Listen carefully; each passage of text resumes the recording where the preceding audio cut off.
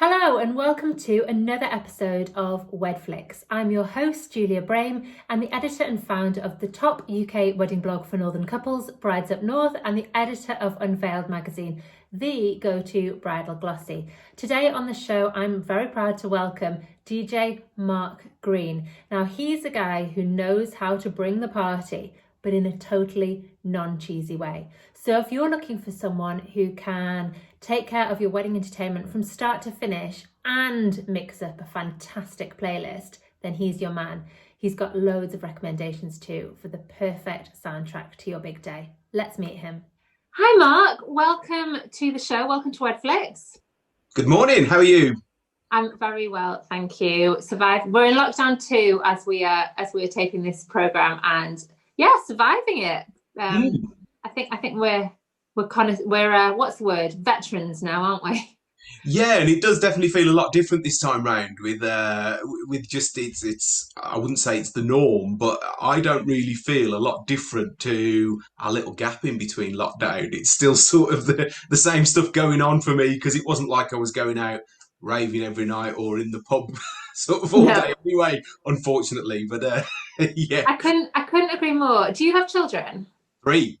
Right, there you go. That's what the difference is. The kids are at school, and we're not yet back to work, like in the sense of the traditional sense of the word, are we? Though we've just been talking off camera about just how busy it is, kind of dealing with all the admin side of things as we're preparing for opening up again, hopefully sooner rather than later. Yeah.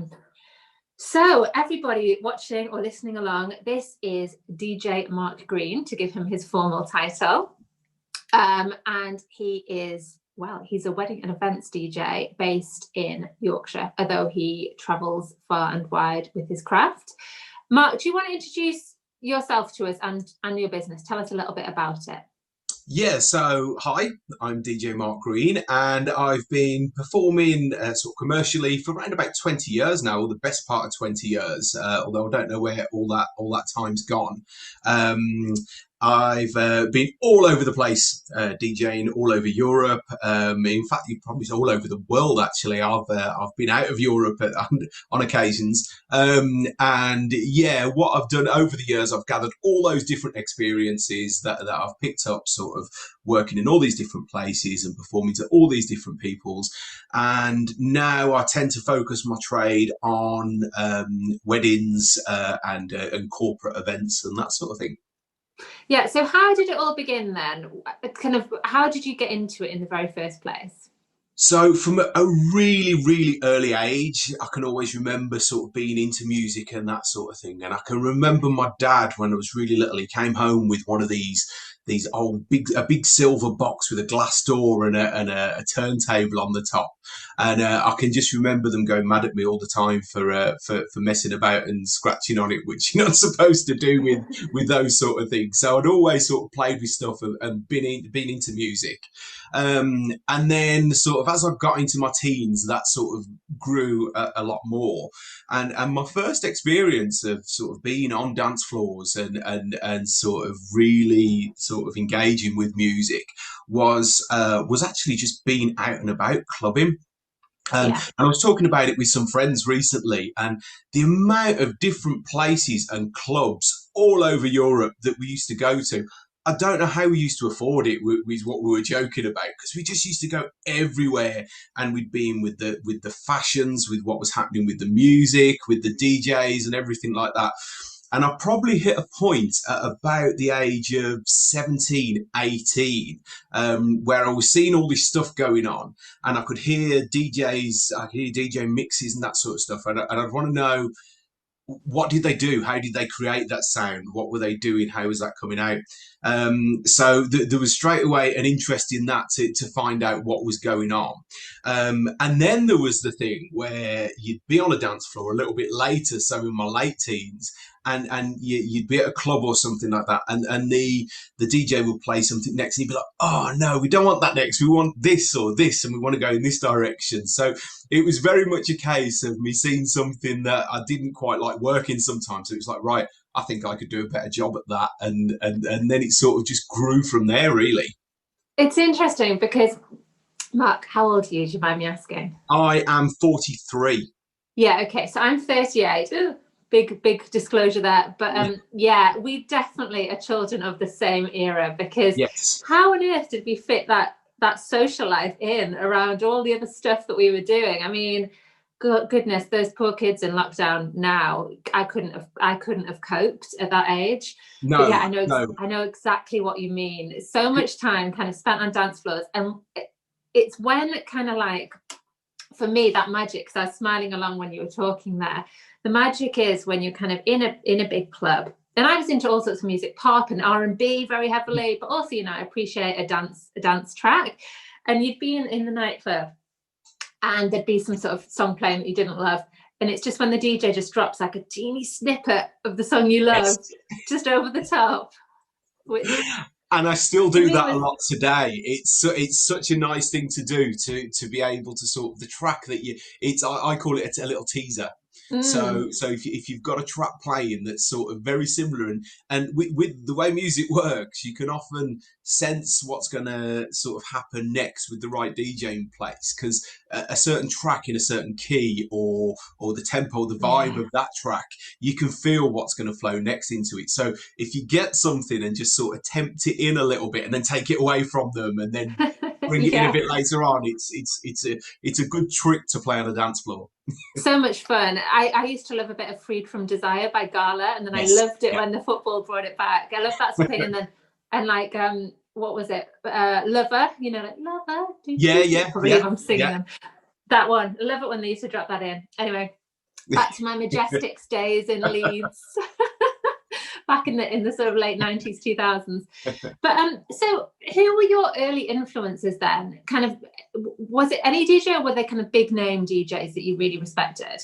So a lot of them to start off with were the superstar DJs. I mean, in that late 90s, it just absolutely exploded. And I won't go into the full history of it or anything like that now, but you had this flow of everything that started off underground with the whole acid scene and the whole club scene underground, and then that became illegal to do that sort of stuff. So then a different sort of route then followed, where these super clubs started coming up, and then what followed with that was the superstar DJs. So those types of influences were very big. And then you'll probably remember these. Do you remember the Ministry of Sound and that sort of thing used to release every year? They had the annual come out, and it's still Yeah. going now. The annual it's great. And the initial sort of Boy George, Pete Tong, Alistair Whitehead, Jeremy Healy, all those sort of guys that were sort of putting that stuff out with the Ministry were just absolute legends in my eyes. But then on a side point for that, which made it a little bit more real for me, I had a lot of friends that were sort of a few years older that were actually DJing in sort of quite big name places, and that.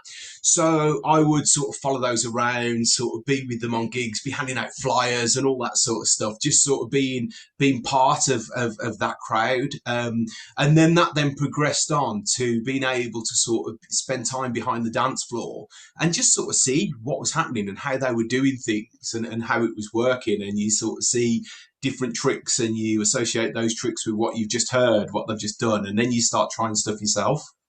Yeah, that flyering job I used to do. I used to be a promo girl. Oh, it's a gritty job. It's the flyering job, isn't it?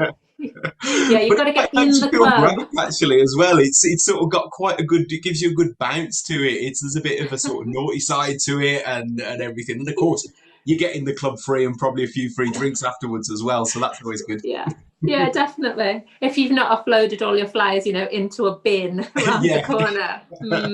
that trick. Sorry, Creation Nightclub, circa 2000. There was a bit of that going on. Your print bills were large, not because the flyers were in the right hands. So then your passion kind of took you to Ayia Napa, is that correct? Yeah, so it wasn't as sort of direct as that, as thinking, right, I'm going to go and be a DJ out in Ayia Napa or anything like that. It was I was made redundant from a job that I was doing, and it was a friend of my dad's who I was actually working for, and his business didn't work out. So he pretty much gave me a little bit of a payoff. I mean, it wasn't huge or anything like that. And I thought at the time, I was early 20s, and I thought, right, what am I going to do? What do I want to do? And I didn't really know. And I thought it was just a good opportunity to pack up and sort of go and find myself a bit and see what was out there. So the UK garage scene absolutely exploded, and R&B and all that sort of stuff exploded in Ayia Napa in the sort of back in 2009 2000. So in 2000 I sort of packed up and I booked a cheap package holiday, phoned round all my mates to see who could get a week off work and come with me, and one guy stepped in, and we jumped on a plane, and my idea was I was going on this package holiday and I wasn't going to come home.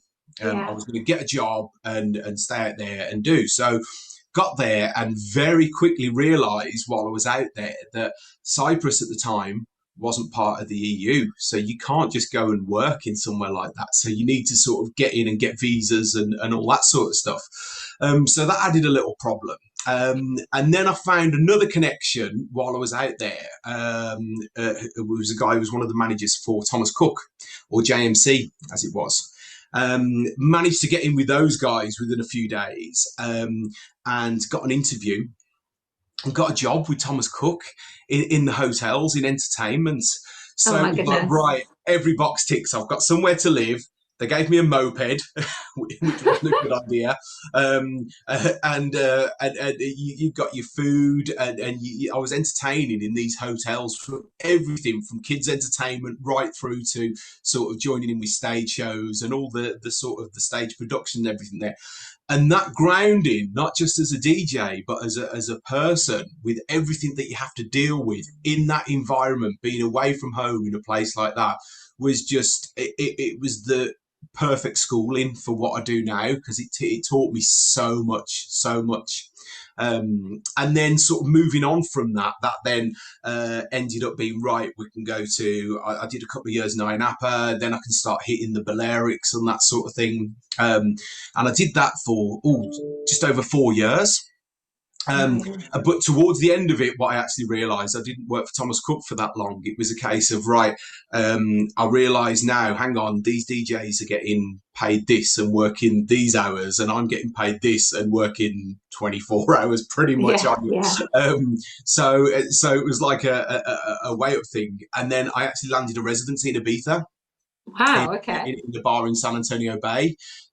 So did that for a while, and then came back to the UK after that with this sort of wealth of knowledge and sort of experience of entertaining, first and foremost. And that then sort of put me in a good foothold and position to then start sort of bringing stuff back into the UK. Definitely. So in every kind of correspondence with you, and every time we've talked, we haven't met in real life, which is very strange to me, but you've been a part of our Unveiled network since the start, early on this year, and we've got to know each other sort of virtually. And I really love what you're doing for weddings, because you're flipping that kind of cheesy wedding DJ vibe, which is still quite prevalent, I have to say, on its head. And you're sort of turning up like your couples would expect you to, kind of as a mate, but someone who, you know, has a real knowledge of music, but who's going to be professional and deliver in a way that's not going to embarrass them. It's going to bring all their favorite tunes to the dance floor, and you can do more than that too. What was the thinking behind kind of your branding for your business?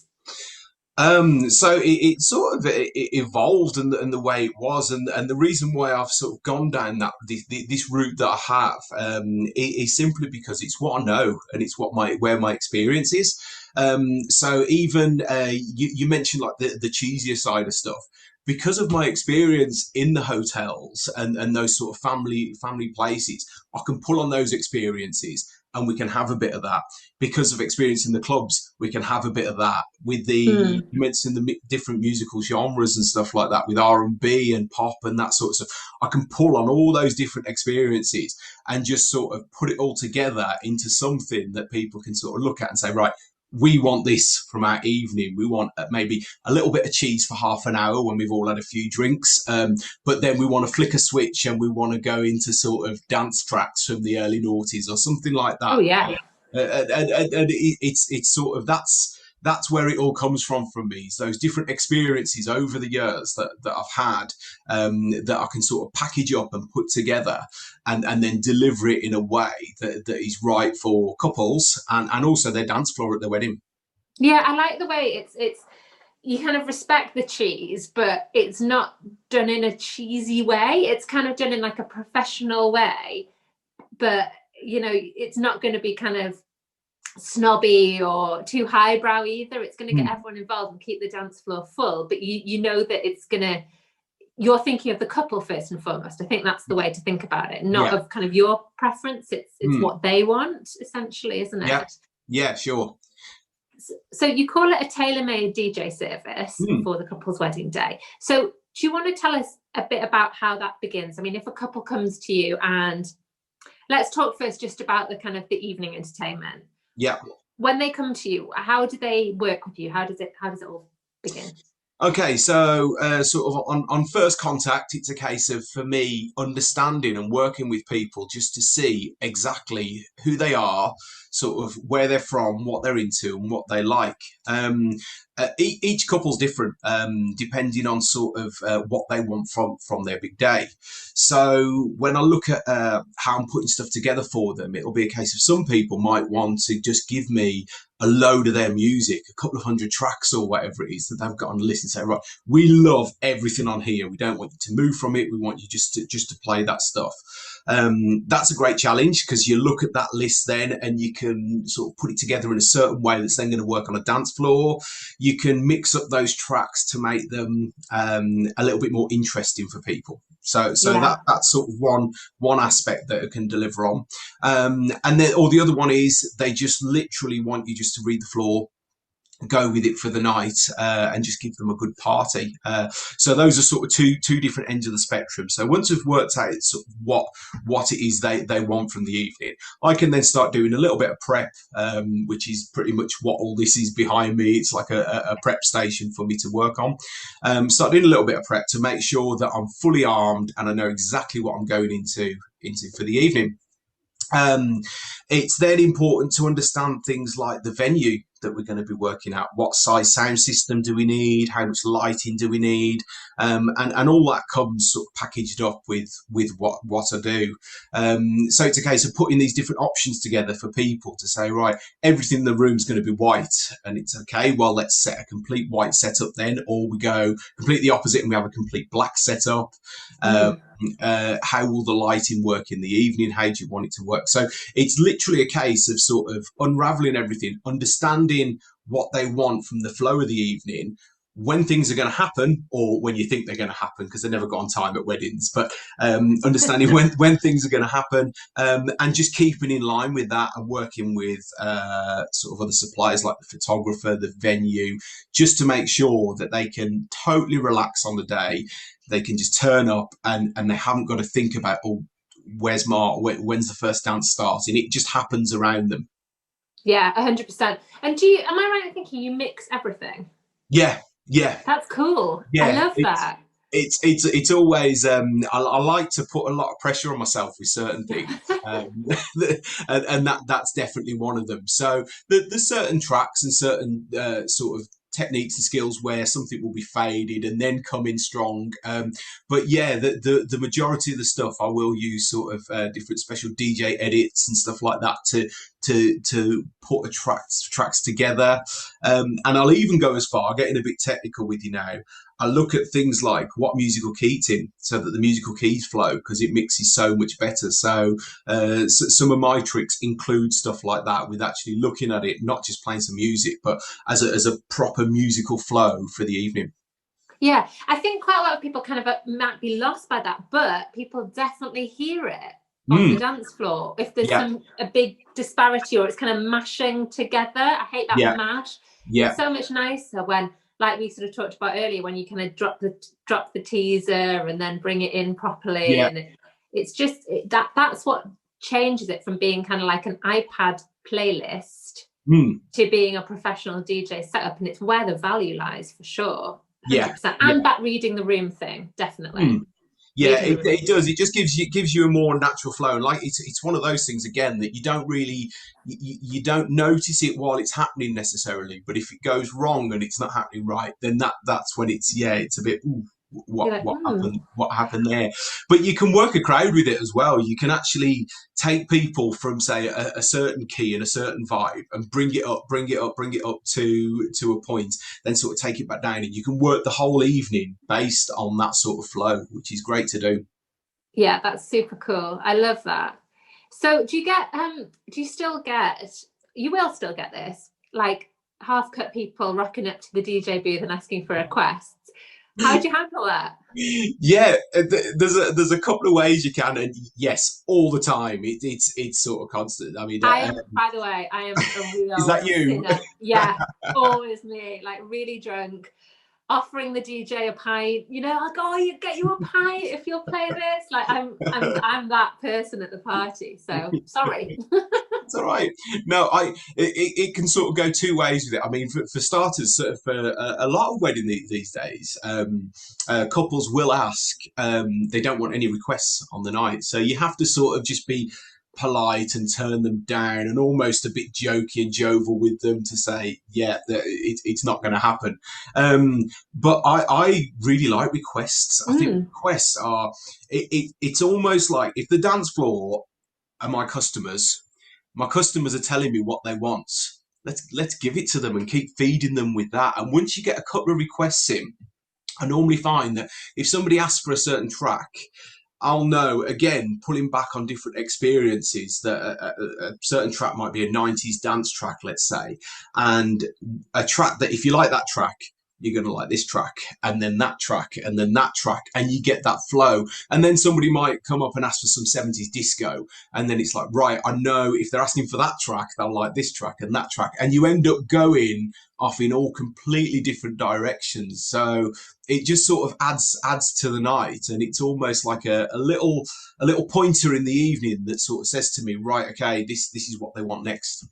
Yeah, that's cool. I think wedding couples, if you're listening, definitely allow the requests. I think it's cool because you want people on the dance floor to stay on the dance floor, and those people are going to stay there if they're within reason. My request might not get through actually if their songs are being played. How do you keep up to date then? Because obviously there's a plethora of new music all the time. How do you personally kind of stay abreast of all that? Listen to a lot of music. It's a constant thing, and it's not really something that you think, oh, I'll sit down now and have a cup of tea and listen to the latest music. It just happens constantly, all through the day. It's just a case of sort of digging into different things. I'm also I subscribe to some stuff like DJ pools is what they're called, and they're pretty much the old record pools that would send out records to radio stations, and they've just evolved a bit now, and everything comes in via MP3. But what these pools do, they give you tracks that are coming out that are due to be released and due to play on the radio. So you might have had it where if you hear something on the radio and you think, oh, I like that, and you go to buy it on iTunes or something, and you can't actually get it just yet. There's a couple of weeks lag. I get it when the radio stations get it. So you get it nice and early. And just over the years, you sort of develop an ear for what comes out. And I can pretty much now flick through tracks or 3 or 4 points in a track and say, yeah, that can go in that file, or that's a gem there. We'll keep hold of that one. That'll do something. So it's just constantly flicking through stuff. And a good example of that actually is what year was it? I think it was 2014, 13 or 14, when Uptown Funk very first came out. And I got that quite a long time before, and it was the back end of the year, so it was Christmas parties. And I tested it because at the time, I mean, everybody just sort of classic pop track that'll just go on forever. Everybody sort of thought at the time when I put it on, like, what's this? And the first time I put it on, it was at a corporate event, and people were sort of looking around, oh, they're not really there. And a couple of weeks later, people go mad for it. So you sort of, it's understanding those, you can pick up the track straight away of what's pretty much going to work and what's not. There are definitely some tracks like that. That song, Blurred Lines, as well, I think, is Yeah, another yeah, one. that was about the same sort of time. Yeah. Yeah, it was. And just because I obviously worked a lot of wedding shows through this Mm, time, so it would be the sort of party songs that were appropriate for weddings as well. And the Black Eyed Peas, I got a feeling back in 2010 was yeah, definitely like a huge track for a wedding huge dance one. floors, Yeah, wasn't it? And they're yeah. still enduring, definitely. Mm, Um, so, okay, let's talk about the kind of wider day then, because you also offer like a wedding music management service yeah. too, which I think is a great idea because it keeps it Mm. all really cohesive. Do you want to tell us a bit about that? Yeah, sure. So it's been again, it's another edition that's just been evolved really, and just come into play over the last couple of years. And I was noticing that there was a gap where couples were sort of thinking of you think of a DJ, a wedding DJ, or a band, or whatever it might be, and you just think of the evening. And there was a big gap with people where people were asking me for things like, could you send us a playlist or could you do something for while we have our wedding breakfast and that? So yeah, sort of started putting these service packages together, and the way it generally unfolds now is I'll turn up and most of the time be one of the first people there. You get in there as the photographers are just turning up as well to start testing things. Set up in the ceremony room if that's required. And manage the whole sort of musical aspect of the ceremony. You'll find that in a lot of cases, people will give that job to an usher or somebody like that, and it's their job to press play on certain tracks at the right time when the timing's there, and the pressure on that person Yeah, it that is not a is good idea. immense. It's not You good. couldn't see me then. I was sort of shaking the people watching. I was kind of shaking my head, going, no, because yeah, that poor usher or family friend, you know, I've just seen it so many times as well when the music runs out at the wrong time or plays Yeah. too long awkwardly. Mm. And I've also spoken to celebrants as well, where they're put on the spot to do it, and they absolutely hate it, having to sort of have that additional pressure on everything else that they've got to sort of deliver for the day. So where I step in on that is again we'll work together of what sort of tracks you want, what sort of vibe they can be provided to me, or I can come up with suggestions. And it includes the general flow of it will be as your guests are seated, so you've got a bit of music there as the bride walks down the aisle. You then have a pause for it, and I'll take in and out the music when it's relevant. Signing of the register, walking back up the aisle, and then, of course, afterwards as people start to disperse. So it just puts an added layer of professionalism, really, into the ceremony and takes a load of pressure off those poor people that have been subject to that in the past. See, it's interesting because I love live music, like musicians or a vocalist or whatever at a wedding, but there is something cool that you can see the possibilities with a DJ, like particularly for like the leaving the ceremony bit. You could drop a really cool tune there Mm. that would then really kind of lift the vibe from it's quite sort of serious and romantic ceremony into okay, now it's time to party and be unexpected. And I Yeah. suppose I know that you work with support musicians too, so you can bring the live music to Mm. different elements of the day as well, can't Yeah, you? yeah, of course, yeah, yeah, and that's always then a really popular option. Not so much in the ceremony, but then when you break out of the ceremony, you've then got the normally a drinks reception while photographs are taken and so on. And we did one. In fact, we've done quite a few at the beginning of the year where people would break out, and one of my sax guys had joined me, and we'd have a little DJ setup just in the corner, an additional setup. And I just sort of play like a lounge terrace type of Ibiza vibe while everybody enjoys a prosecco or two, and the sax players on a wireless pickup just walking around, just sort of just setting a really nice tone to the day. Nothing too loud, as much as you'd have with background music, but just a bit of thought into it, giving you that little bit extra. That is so cool. I mean, oh, how much do you want to be there doing that right now? Oh, I think, yeah. oh, it's just like, oh my goodness. I'm so ready for it now. Yeah, I am so ready to see people and to have a nice glass of bubbly at a lovely event with a bit of sax in the Yeah, background, you know. Maybe a destination wedding, any friends, you know. yeah. Let's find out somewhere that's open. Yeah, well, I hear the canaries open. But yeah, so I tell you what, let's play a little game then. Okay, I'm putting you on the spot here, and I know that you would kind of go with what your couples would want at any stage. But if it was your day, okay, Yeah. or like planning the ultimate day, I'm gonna give you some different parts of the day, and you can tell me what tracks you'd pick. Okay. The different parts of the day. Okay, well, forget the ceremony, but how, like, for that cocktail reception, yeah, if the saxophone player wasn't there, what would you go for?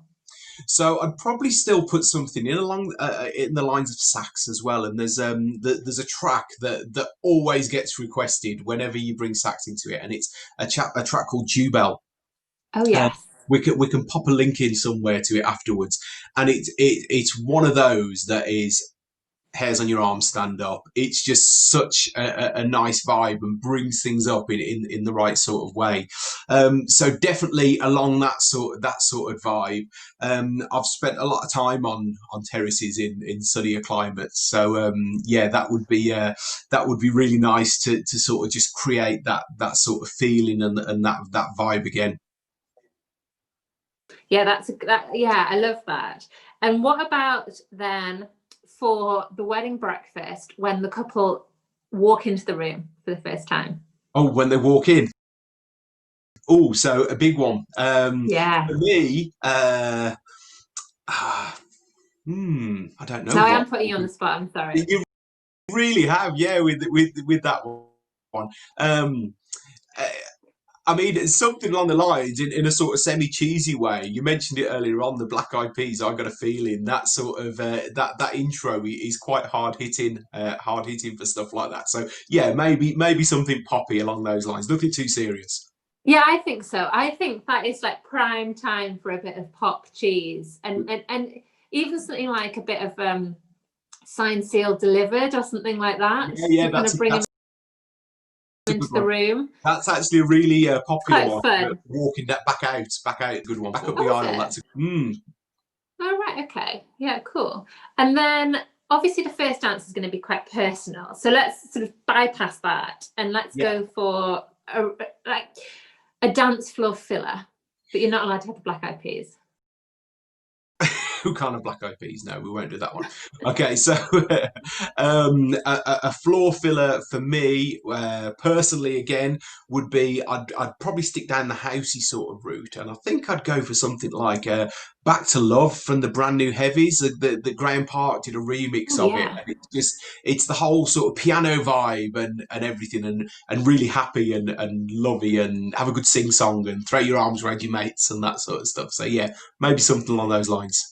For me. Yeah, definitely. And then I'm guessing that at the end of the night, you kind of have to bring it down a notch. How do you work it at the end of the night? Do you bring it up and down towards the end? Like, how do you finish the evening? Yeah, I always look again, depending on how the crowd is and what the sort of venue say about how we can do things. But I always like to sort of bring it down a little bit so everybody knows that you're finishing off, and then sort of hit people hard with something at the end. So we'll finish on a high. I always love to finish on a high, and the venue and security staff, if ever they're there, they hate you for that because everybody's like, no, we don't want to go home now, sort of thing. So it's always good to sort of bring it down. Yeah, the night's finishing, but hang on, one more. Let's go again. And I'll sometimes even time it so that if I know it's quite a lively crowd, lively dance floor, I'll bring it down a little bit earlier, so that when you know that the one mores are going to come in, let's have more. You've got an extra 5-10 minutes, so it sort of keeps the venue happy, it keeps the dance floor happy, and you can all sort of wrap up at the right time. Yeah, that's a good plan actually, because there's always that kind of moment. Well, you can tell from our chat that I'm always well into the party at any wedding I'm at.